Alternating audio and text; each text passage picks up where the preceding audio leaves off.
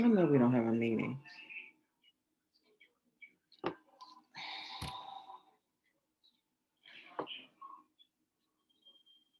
It's recording.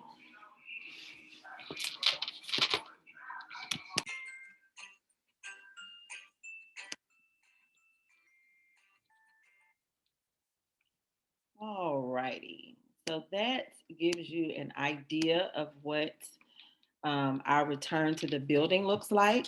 And we'll go over some of those things in depth and then we'll open the floor for questions. So, for those of you who are not aware, our building opens back up on Tuesday, March 9th. That's this coming Tuesday. That's only for our pre K through second grade students, and it's for Cohort A. On Thursday, March 11th, we'll bring in our pre K through second grade students, and that is for Cohort B.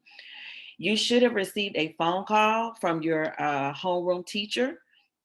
If you've missed a call or you haven't heard or checked your dojo, please get in contact with them and let them know that you want your boy, if you want your boys or girls to return to the building. We have preliminarily assigned cohorts, but we want to make sure that it is balanced, and we want to make sure that we have, we don't have a overload on one cohort day and then another. So as soon as we get everyone's response, hopefully we'll have everybody by tomorrow, no later than Thursday, excuse me, no later than Friday. We'll be getting in contact with you about which cohort you have been assigned to. If you have been saying, hey, Presley, I've been saying I'm going to return since the first time you all asked me, you've already been assigned, and your homeroom teacher should have that and can share that with you. So if they did not, feel free to ask, but we will come back around and let you know what your cohort is.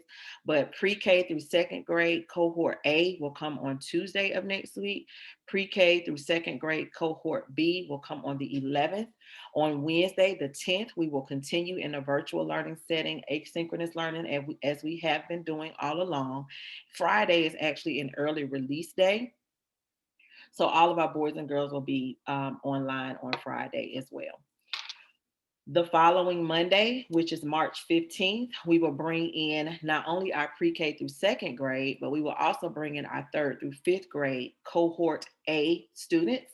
They will be with us that Monday and Tuesday. On Wednesday, we will be in in a virtual setting with our asynchronous assignments. And then Thursday and Friday, it will be cohort B. So it'll mirror the same thing that we're doing next week, but it'll be a full day. And we will continue in that vein for the month of March. It will change at the very end of March. I know this is blurry, but you all will get this in an email on tomorrow. But as you see, next week, the following week, and the third week, you see that we are in cohort A, cohort B. The very last week of March is when we bring all of our cohorts into the building at the same time, and it will remain that way throughout the month of April. We have not received a calendar for the month of May, but I would assume it would look the same in May as well. Now, the district does have the right to change anything pending if the numbers go up or anything happens that will put all of our stakeholders in jeopardy. They do have the right to change it, but you will receive these calendars in an email on tomorrow. So what does all this mean? We've taken time, we've thought about it, we've planned, and now it's actually time to put our plan in action. So let's talk about what we're doing in the building. The district has been very clear, and we will follow that vein at Oakview. We will follow the 5 key mitigation strategies that have been shared by the CDC for safe return to school buildings. Constantly wearing face masks or face covering at Oakview Elementary School. All individuals are required to have a face mask to enter our building. If students choose to wear an additional layer of support via a face shield, then that is permissible, but a face mask is required all day long. So one of the things I would suggest, I think I started saying it about a couple weeks ago, start getting your students in the habit of wearing their face mask. They may need to wear it throughout the day while they're online for the next few days if you plan on them returning to the building, so that they can get accustomed to it and it's not something new if they haven't had to do that. We'll also practice good personal hygiene and frequently washing hands as well as sanitizing.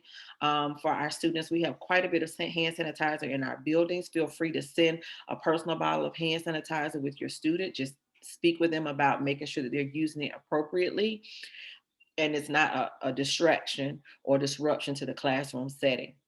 Our custodians are cleaning and disinfecting. We have them on a schedule for cleaning and disinfecting on a regular basis and doing even more in those high touch areas. As you saw on the video, we are practicing social distancing in our building as much as possible and following the guidelines for our classroom for the number of students in our classroom. So we won't have more than 12 students in a classroom. And so we are practicing the CDC guidelines for social distancing. And last but not least, if contact tracing is necessary, that will be done through the DeKalb County Board of Health.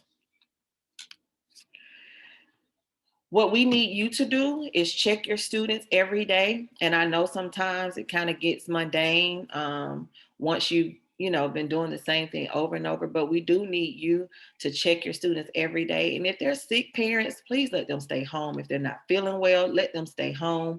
They can log in virtually in those cases of emergencies.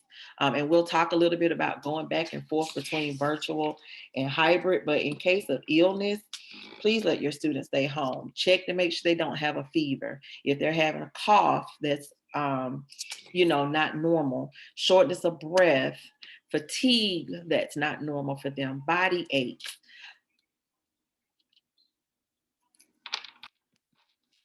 If they have a headache that's not attributed to another condition, of course, if they have loss of taste or smell, sore throat, congestion and runny nose, nausea, vomiting, diarrhea, if they have any of those symptoms, which we consider COVID-like symptoms as described by the CDC, then we're asking that you keep them home. If your student has a fever, please keep your student home until they are fever-free for 24 hours without a fever reducer. That has always been DeKalb's policy. We've been a little loose with that, but unfortunately, we won't be able to do that now. Again, if your child has had a fever, they must be fever-free for 24 hours without a fever reducer. So if I got sick today and I had a fever at school and you came and picked me up from school at 1 o'clock, student cannot return tomorrow. It has to be 24 hours without a fever reducer. So you gave him some Tylenol or Motrin tonight, and then in the morning you give him some more Tylenol and Motrin. But on Friday, you don't have to give them anything. If they haven't had anything since 6 o'clock Thursday morning, then by all means Friday they can come to school at 7:45. But if you gave them medication at 9 or 10 o'clock on Thursday, then we're still within that 24 hours and they cannot come to school on Friday. So please monitor that. It has to be 24 hours with no fever reducer. Some of the safety measures, once again, masks are required. Face shields are optional. We have face shields in our building. If you'd like for your student to have one, teachers have them to provide to every student, and you'll see that many of our staff members are choosing to also wear face shields as another layer of support. We are doing temperature screenings in our building when students arrive to the building, and although that is not a mitigation strategy that is highlighted by the CDC or the school district to provide comfort and ease for most of us, we are doing temperature screenings at Oakview in the mornings. We're asking once again that as a parent, you monitor your child for symptoms that could be infectious or harmful to others. What are we going to provide as it relates to school supplies? And so we don't want to have students bringing things back and forth from the school to the house, from the school to the house. We want to keep everything that they'll need at school, and you may want to provide another set of what they may need, as you have done since August, at the house. We will provide a small pencil pouch to all of our students, and each pencil pouch has 2 pencils, 2 ink pens, crayons, glue, an eraser, a personal pencil sharpener, and a small pack of Post-it notes. If you like, you can send your child with hand sanitizer, Kleenex, and an elementary pair of scissors. And because our water fountains are closed, please send them with a water for daily hydration, and just show them, speak to them about how to pace themselves through a water bottle.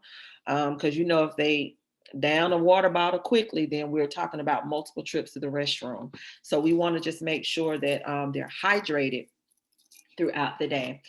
And then make sure that your student is bringing their Chromebook to school every single day. It needs to be charged overnight, taking off the charger in the morning. Please don't send the chargers to the school, because we don't want them to get mixed up and we don't want them to be lost or damaged. And make sure that the Chromebook comes to school in something. We noticed during map testing, there were quite a bit of our students that were coming into the building with the Chromebook just in their arms. That is a sure way for an accident to happen. And those Chromebooks are $298 if they are damaged, lost, or stolen. And that is a fine to the parent. So if you can, put it in a book bag or some kind of pouch or sleeve before they come to school. And that's really all they need is their laptop, unless you want them to bring these items. Now, if you choose to send them with hand sanitizer, Kleenex, scissors, then know that those 3 items will stay in the building. They'll put it with their pencil pouch, and that will stay in the building. The water bottles are what will go back and forth. Hopefully they'll have a new water bottle each day, but if not, that can go back and forth with their laptop. But that is it. That's all they'll need. Everything else we'll do in the building.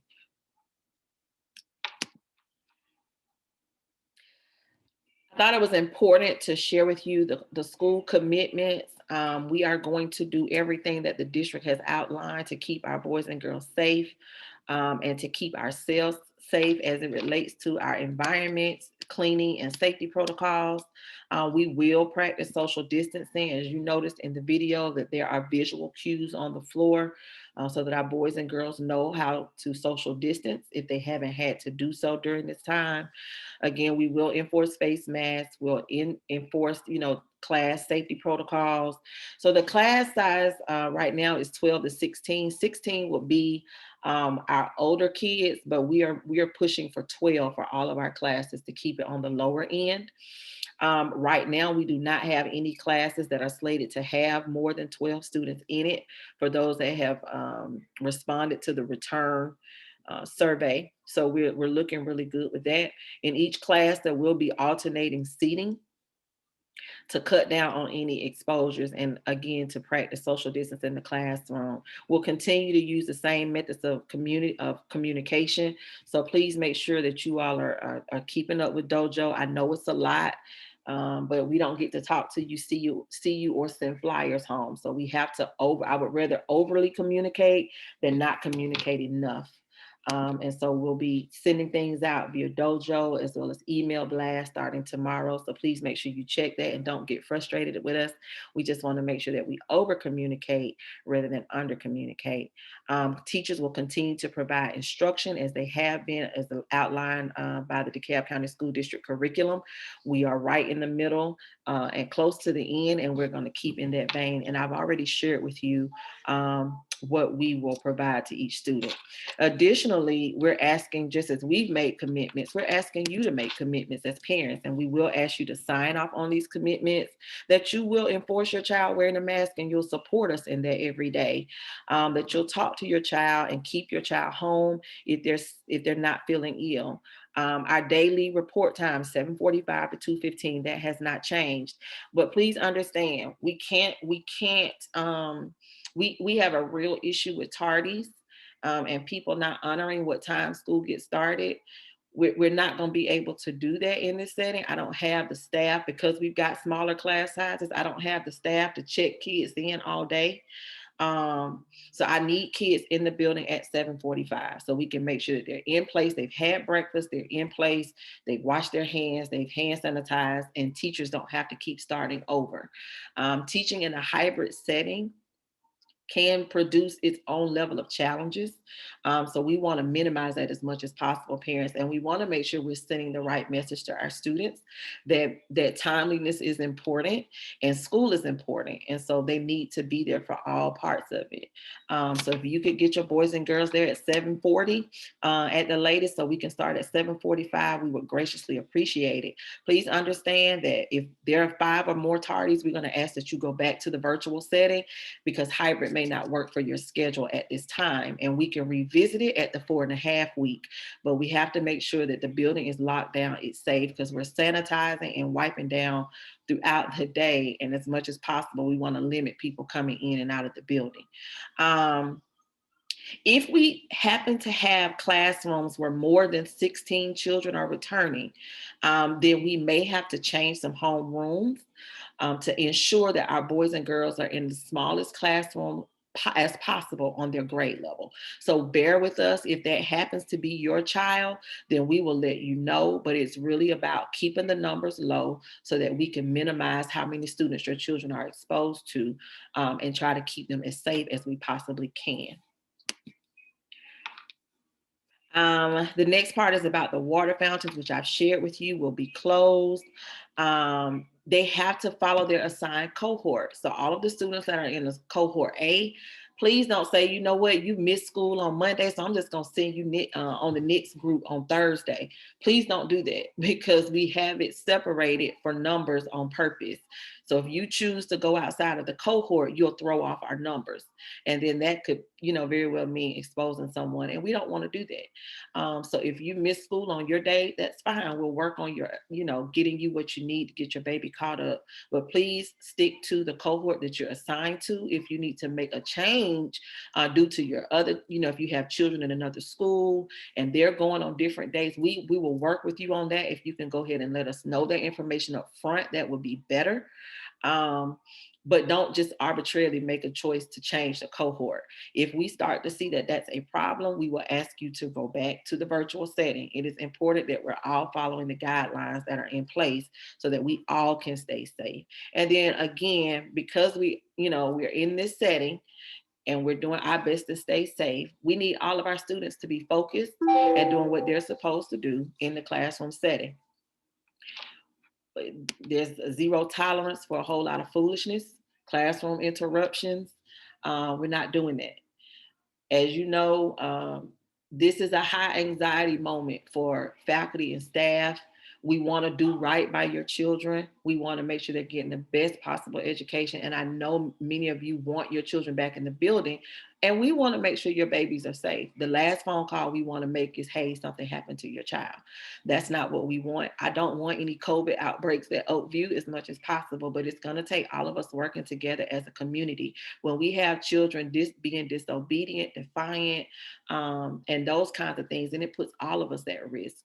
And sometimes that means now we've got to get in people's personal space, and we don't want to do that. We want to honor the 6 feet rule for them, respect their space and their 6 feet, and we want them to respect our space and our 6 feet. So if you can talk to your child just about following the rules so that we don't have that issue, that will be great. So these are the parent commitments, and we will ask you to sign off on those to remain in the hybrid setting, and you'll get those on your first day back into the building.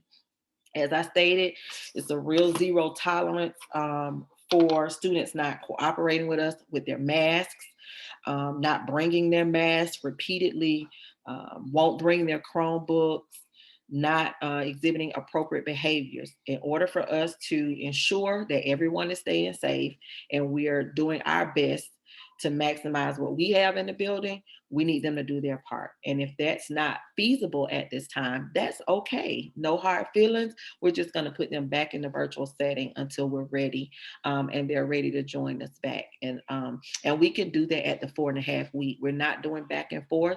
We make changes at the 4.5 week setting unless there is a major emergency. What are some of the changes? As you saw in the video, building visitors, we're not going to have people coming in and out.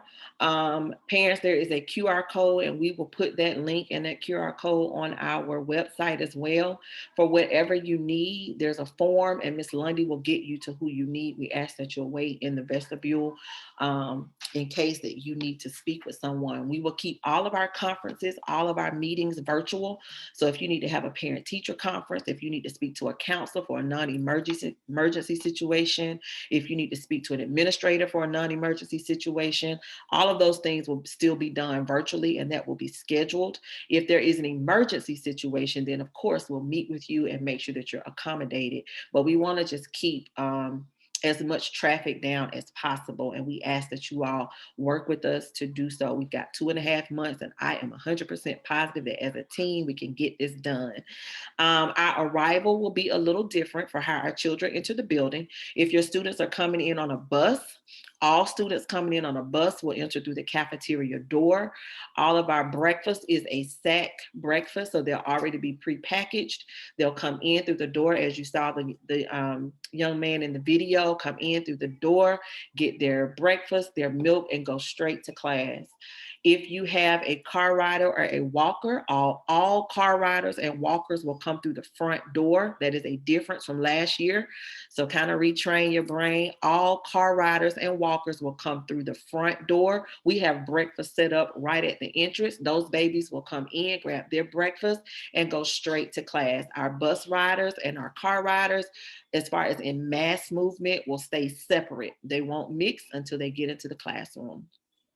For 3rd through 5th graders, we are not transitioning back and forth to classrooms. They will have virtual learning. So those 4th grade student who has Mr. Lott, all 4th grade students will have Mr. Lott at the same time, virtual or in the building.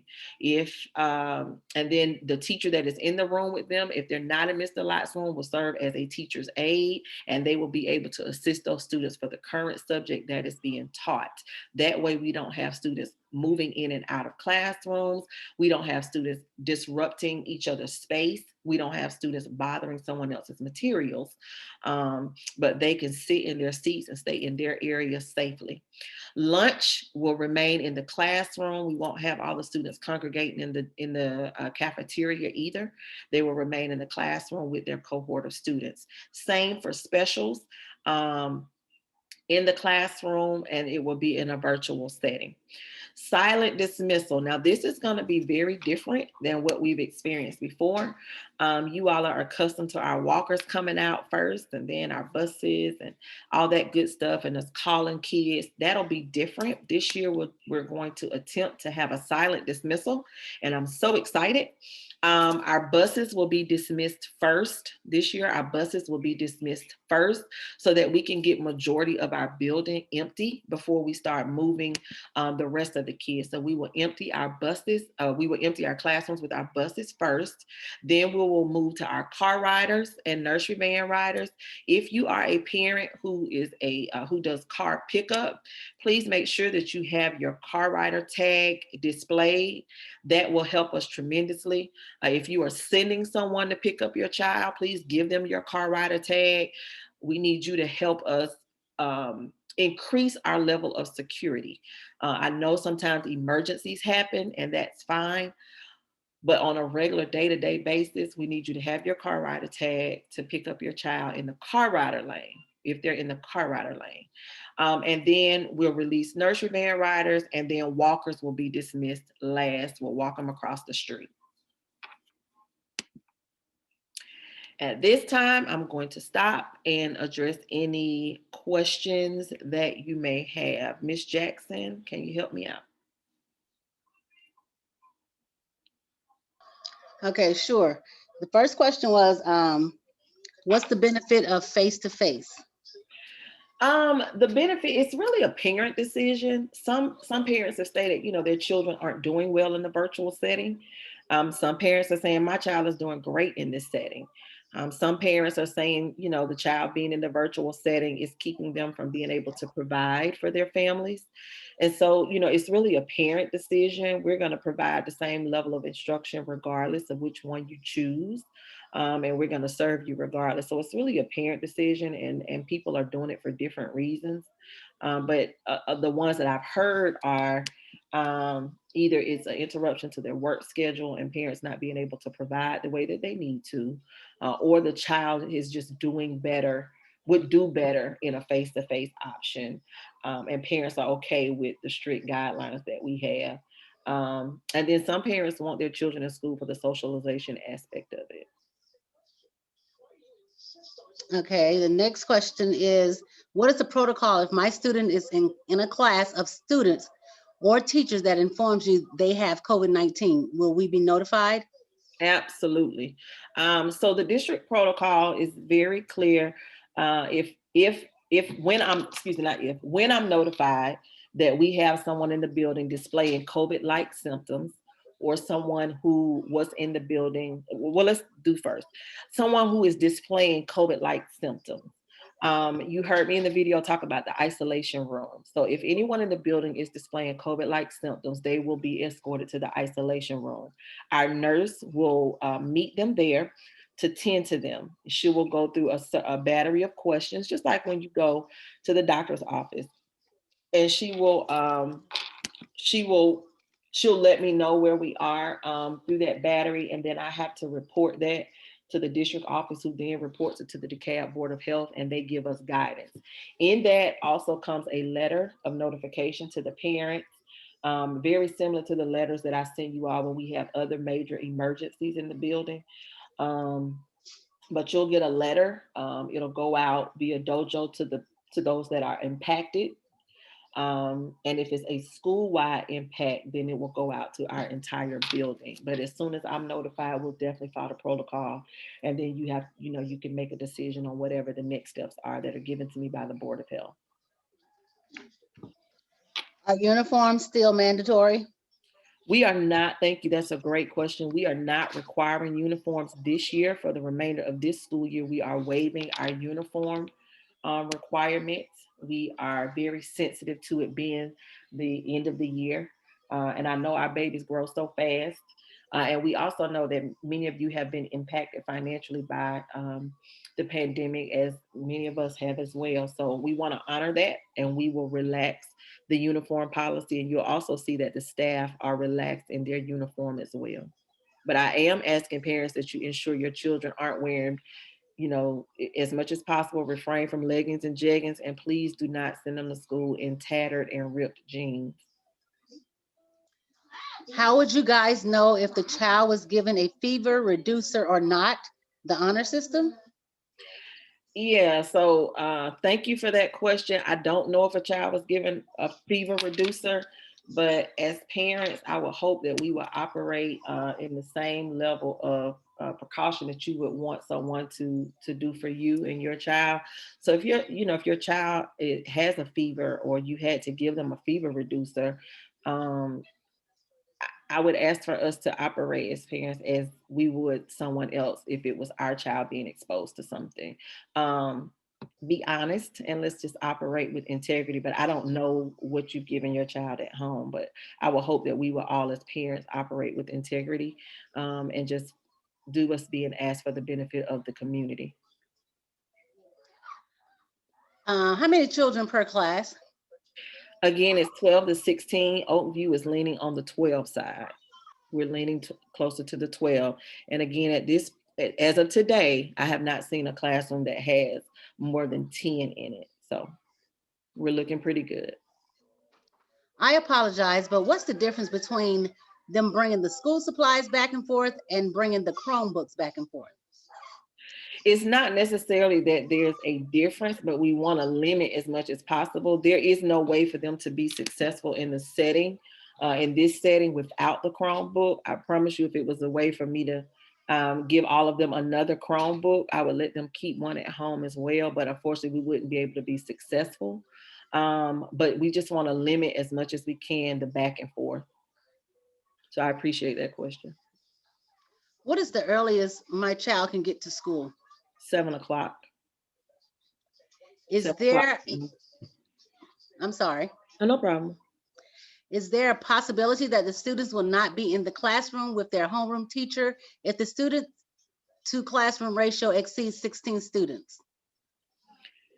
If the student teacher ratio is larger than 1 to 12, then we will have conversations with that classroom teacher and those parents that are impacted. Those students, someone in that class will have to be moved to spread out across the grade level to ensure that we stay below the recommended class size. Will early dismissal be permitted? For emergency, we don't want to make that an everyday practice, but for emergencies, absolutely. Um, where do I receive a car rider tag? You get those from the school. If you've ever received a car rider number, then we still have your numbers listed. And so if you've ever received one and you don't know what the number is, then you definitely can give us a call at the school and we can provide that information for you. If you've never received a car rider tag, then we can accommodate you if you're able to come to the school before Tuesday between the hours of 9 and 2. We can accommodate you with a car rider tag. At this particular time, has there been a decrease in DeKalb County of COVID cases, and have the teachers had their vaccinations in DeKalb County? Good question. As of the last time I checked, there was a decline, but I will be honest and tell you I have not checked since last week. But there is a decline as of the last time that I checked. As far as teachers and vaccinations, as you know, as far as mass teacher vaccinations, that doesn't open until March 8th.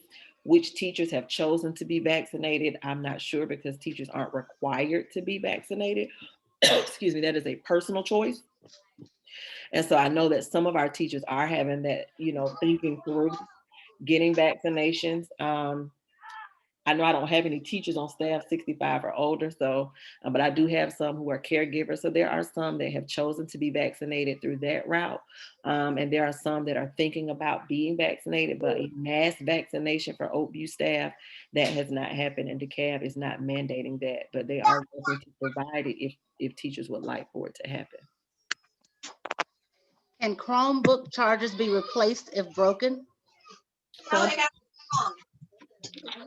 Chromebook chargers can be replaced if broken. That cost is $22. And we do have a few at the school. But yes, they can be replaced. Students will only go to school 2 times a week? Yes, students will only be in the building twice a week until the last week of March and the entire month of April. Then they will be in the school 4 days a week.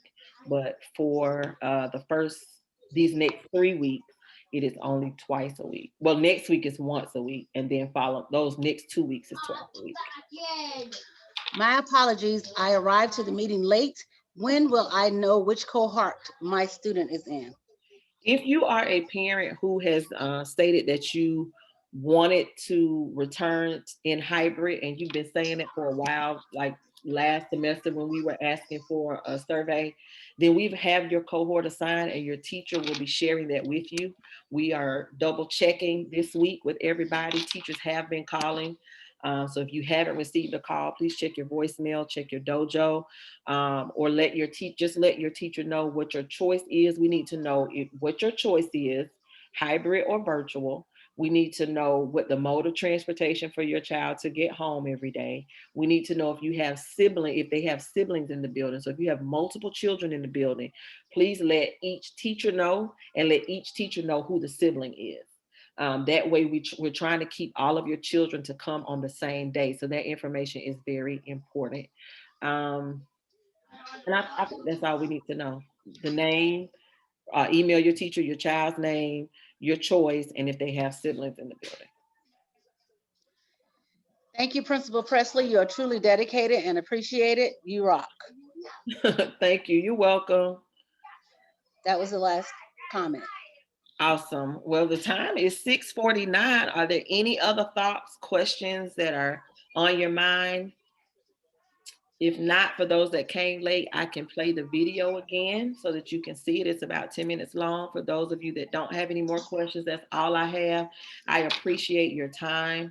If you, again, end up having questions to come up at the last minute, please don't hesitate to reach out to myself or your homeroom teacher for answers, or any of the administrators.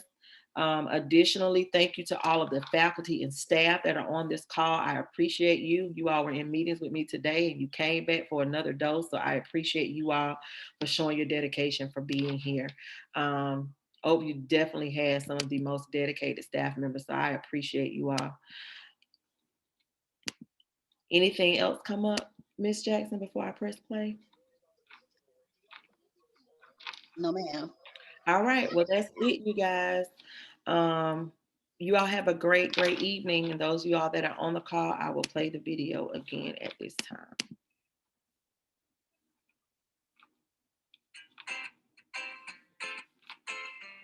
Welcome back. We're so excited to have our OU community come back into the building. We wanted to show you some of the things that we've got that's different, but that will keep all of us safe and ready for return to school in the middle of this pandemic. Because I'm 6 feet away from our videographer, I'm going to remove my mask just for the sake of the video, but we will be asking all students, all staff members to keep their mask on all day long. Students and staff members may also have an optional face shield, but again, that is optional. Masks are required. As you see, I'm 6 feet away from the person that is videoing right now, and that will be our custom as we move forward. You'll see all throughout our building that we do have social distance signs so that our students know that they are to remain 6 feet apart. These are downstairs, these are also upstairs. As we enter the hallways, you'll see different signage. One of the signs will say to wear your mask at all times, and another sign will say that you must stay 6 feet apart. On this side, do this one right here. Okay, on this way.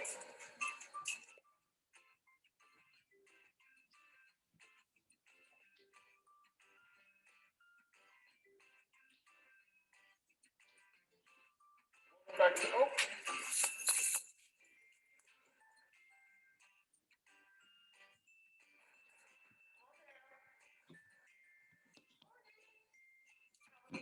Going on out the door for me, baby. Have a great day today.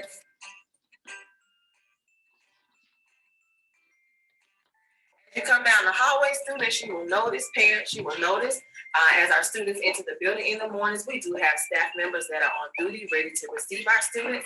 They are also wearing masks, and as I said, face shields will be optional. They're ready to greet our students to make sure that not only they get to the right class, but also ensure that they are 6 feet apart and following social distancing rules.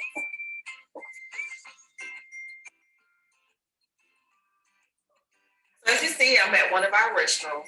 We do have signs at every restroom that we'll only have 3 people in the restroom at a time. For those classes, when it is time for us to have our class restroom break, students will be expected to line up on the 6 feet symbol and wait their turn to go into the boys or the girls restroom. For our 1st grade through 5th grade, come on in. This is a sample of one of our restrooms. And what you'll notice is that in every restroom, just like this boys' restroom, you'll see that we have signage that reminds our boys and girls how to wash their hands, when to do so appropriately. All of our restrooms have soap in them, and all of our restrooms have a paper towel dispenser with a with a trash can right up under it. Parents, what do I need you to do? I need you to make sure that you go over public restroom safety with your boys and girls at home. Again, we know that restroom safety is different at home than it is in public restrooms. So if you would just revisit the rules for public restroom use and ensure that our boys and girls are ready to return to the school. Parents should also know that all of our water fountains are covered. That is because we are not using a public water fountain at this time. We're asking for you to send a bottled water.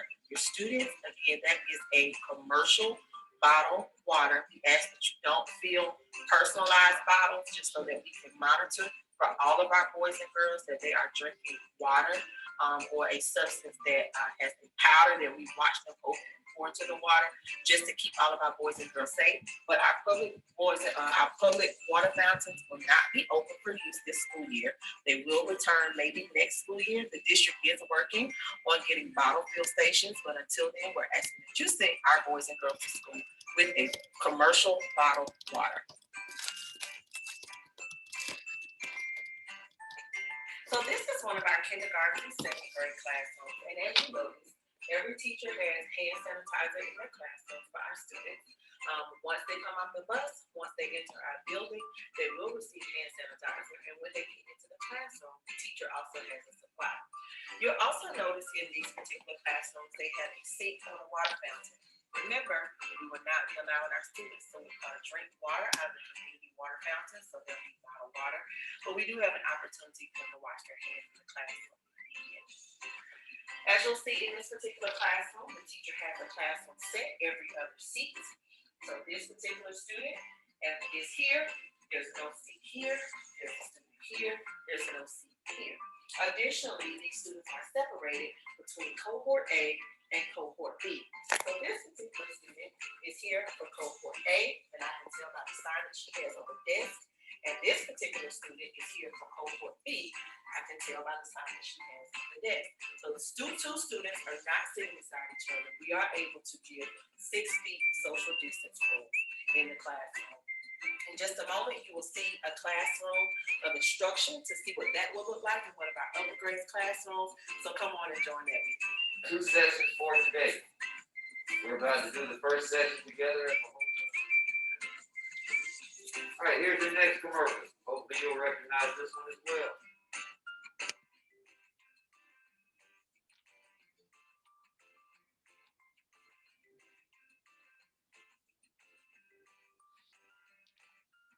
As you'll see, our custodial team has been charged with ensuring that our building continues to be safe, clean, and sanitized.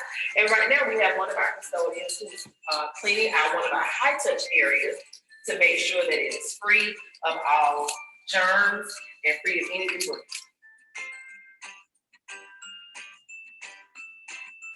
Here, as you see, I'm in the vestibule of the school. I have a parent here waiting to be assisted. What happens now? There's no more long lines in the front office. As you come in, you come here, there is a QR code. Once you scan this QR code, you're able to get the assistance that you need. Maybe you need to speak with the administrator. Maybe you need to speak with the counselor. Maybe you need help from the registrar. Maybe you need to check out your student. All of that is located on this QR code. So this will be our new system. Please bring your phones in with you. And if you have a phone that's not able to read QR codes or don't have a phone, no worries. We'll have a device here to help you as well. If you need to schedule a conference, whether it be a teacher conference, a conference with an administrator, or a conference with a parent, please do so online. We'll make sure that we avail ourselves for virtual conferences. We will remain in the virtual world for conferences until the end of the school year. So Nurse Llewellyn is still on campus with us, and she will be here to service our students for non-emergency needs, as she always has. So if you have a student who's diabetic, if you have a student who's needing medication, if we have any type of non-emergency needs, we have Nurse Llewellyn on campus with us every single day. Now, what happens firstly if you have a situation where a student or staff member has COVID-like symptoms? We will take those individuals away from the clinic. They will not be in the clinic where the majority of our staff or students go for non-emergency situations, but they will come to our isolation room. So we have identified our art room as our isolation room. This room will not have class every day. This Douglas class has been relocated, but we do have a place for our students or our staff who exhibit COVID-like symptoms to be in a safe place, supervised, receiving medical attention if necessary. And if for any reason EMS has to be called, we do have an outside entrance to this room so that EMS can easily assist the individual and get them out of the building safely. And as well as parent pickup, should it be a student with COVID-like symptoms or family emergency member for one of our staff who may exhibit COVID-like symptoms, they will also be able to leave through this room using one of our emergency contact numbers. So this is our isolation room in case of an emergency.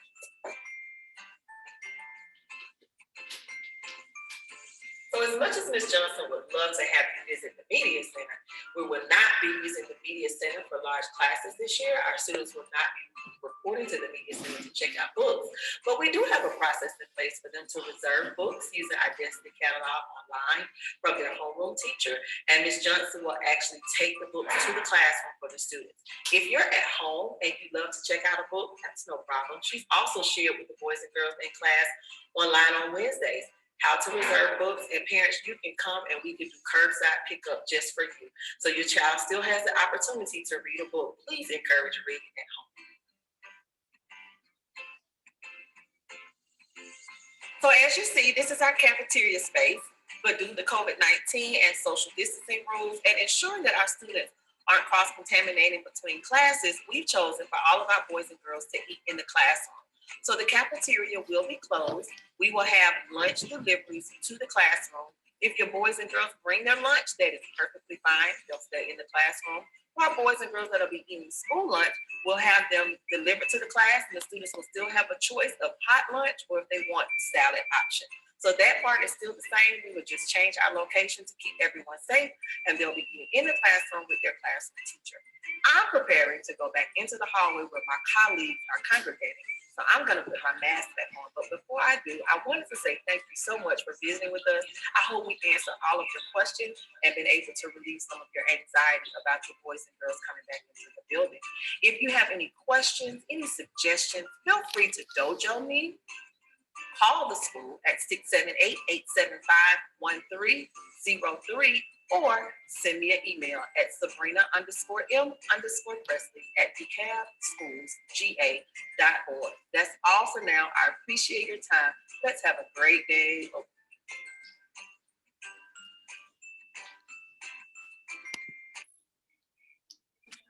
All right.